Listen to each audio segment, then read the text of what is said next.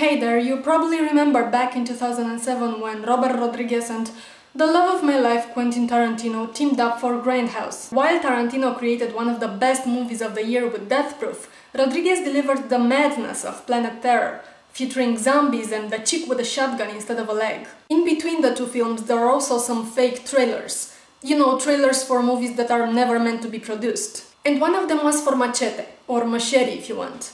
The public loved the fake trailer so much they demanded a movie out of it. And so this year Rodriguez gave them a movie. This is Machete. Machete, machete, machete, machete. Robert Rodriguez, just like Tarantino, is the kind of movie maker that you either love him or hate him. But the difference is, Tarantino is a genius. Rodriguez is just really awesome, so he doesn't get away with it so easy. Personally, I love the man to pieces, and for me the movie kicked monumental ass. It is insanity. You have blood, guts, tits, heads cut off in half, gunfights, car chases, explosions, more tits. You even have a fucking crucifixion. Now, if you're going into the theater expecting just another action movie, you're probably not gonna like it much.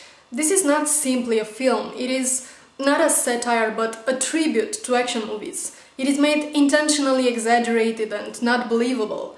You know, if you're a fan of cinema in general, I suspect you're gonna love it as much as I did. Remember those B-movies back in the 70s, early 80s? This is what he's going for, but overdoing it on purpose. The special effects are so poorly done, but they are intentionally done bad and low-budget looking. You know how in action movies you have those moments when you just go, this is not possible, he can't jump on that roof like that and break no bones.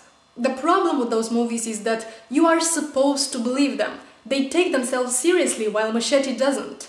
The scenes are made impossible on purpose. The sex moments are deliberately ridiculous. And the chicks are fucking hot. You got Jessica Alba as the ultimate fantasy cop in high heels. And then there's Lindsay Lohan and her boobs, ironically playing a rich crackhead slut. And then there's Michelle Rodriguez looking hotter than she ever did in her entire freaking life. Oh yeah, I definitely would. And then you have this nasty motherfucker who's uglier than all hell and getting all that ass. You have to love it. The subject of the movie is a pretty controversial issue of illegal immigrants trespassing from Mexico to Texas. And Rodriguez addresses this with a lot of balls.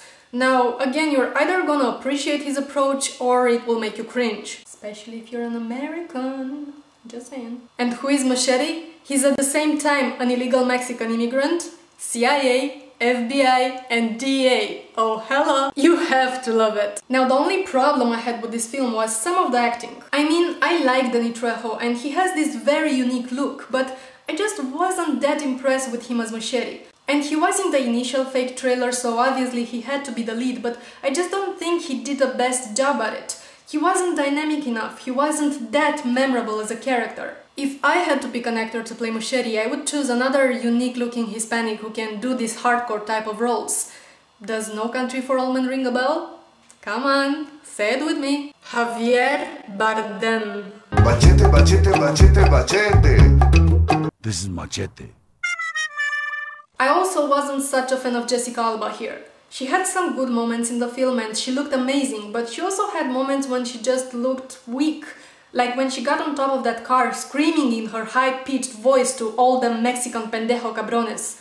She just didn't look badass. Now Michelle Rodriguez, on the other hand, she looked crazy badass. This bitch was born to do action films. You believe that she can blow your head off and use your skull as an ashtray. I also think Lindsay Lohan did well. Steven Seagal had a small part, but he got the job done. And I doubt I have to talk much about Robert De Niro, who painted a perfect picture of the bigoted redneck senator. But yeah, is there something he cannot do? Overall, the movie is brutal and hot and over the top, and I absolutely loved it. I wouldn't say it is better than sex. I don't know what these people are talking about, ain't nothing better than that. But it's definitely better than peeing in the shower. Not that I do that. No, seriously, I don't do that.